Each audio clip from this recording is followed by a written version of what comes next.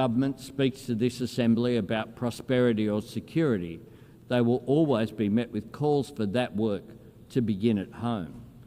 Part of our job is demonstrating to the people that we serve that what happens in the world matters to them, that when we cooperate to enhance security, contribute to alleviating poverty, or commit to protecting the natural environment, when we support the agency of forums such as the G20 or APEC, or invest in diplomatic partnerships like the Quad, none of this means setting our national interests or our people's values aside.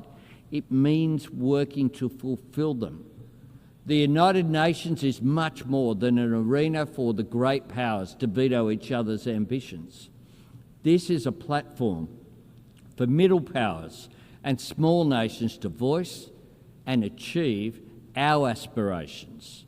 And that is why Australia is seeking a place on the UN Security Council in 2029-30.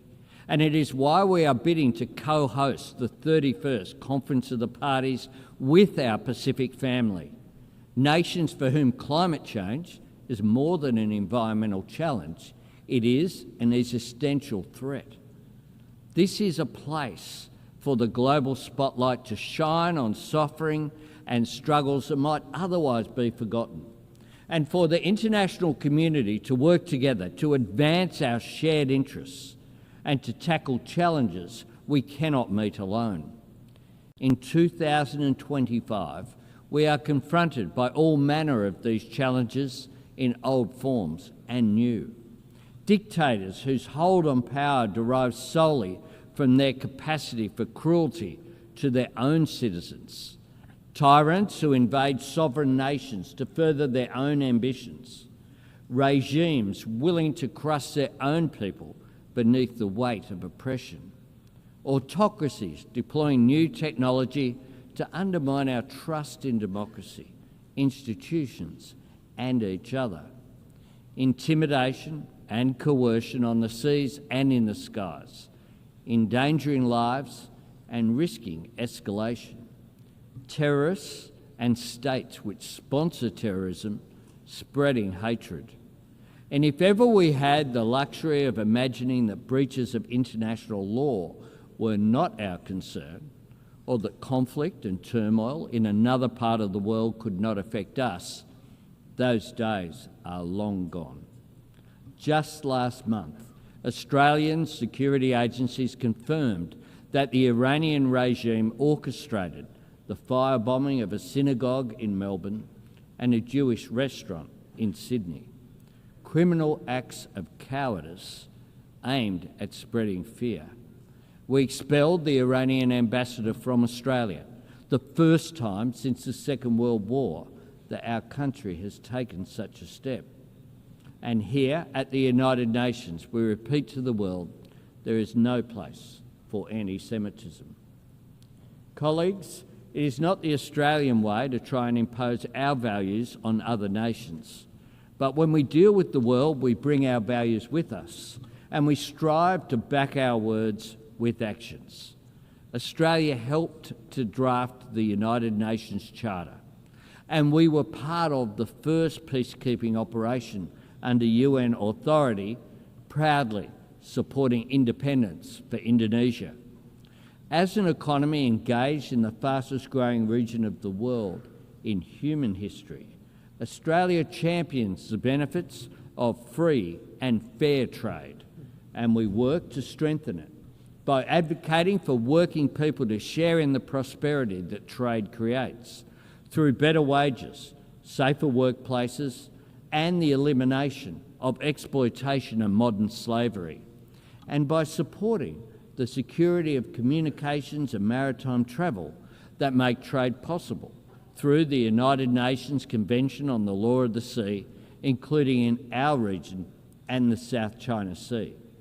And as a proud member of the Pacific family, as a continent home to some of the greatest natural treasures on the planet, and as a nation blessed with the traditional resources, critical minerals, skills and sunlight and space to power the global shift to net zero, Australia is acting to meet the environmental challenge of climate change while working to seize and share the economic opportunities of renewable energy. We will meet our 2030 target of 43% emissions reduction on 2005 levels. And last week, we set our target for 2035, cutting emissions by 62 to 70%. We are honouring our commitment to the Paris Agreement and its goal of keeping global temperatures below dangerous levels. Our target is ambitious, but importantly, it is achievable. And more than anything else, Australia's embrace of clean, renewable energy will get us there. Clean energy can carry the world beyond the false choice between economic growth and environmental responsibility, because clean energy enables the rapidly growing economies of the Indo-Pacific to industrialise and decarbonise at the same time, and to continue lifting their people's living standards while lowering their nation's emissions.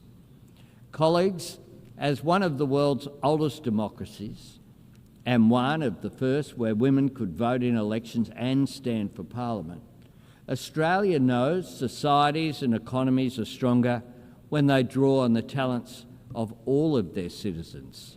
Indeed, it was a great Australian, Jessie Street, one of just 8 women among the 850 delegates who gathered in San Francisco in 1945, who insisted that the UN Charter makes specific mention of sexual discrimination. Because, she said, where the rules are silent, women are not usually considered. That is why Australia proudly works to promote education, economic opportunity and empowerment for women and girls around the world. As the home of the world's oldest continuous culture, we honour the knowledge and resilience of Indigenous people everywhere. And as a country strengthened and enriched by the hard work and aspiration of people drawn from every faith and tradition on earth, we stand against discrimination and prejudice everywhere. As a people who believe that kindness is an act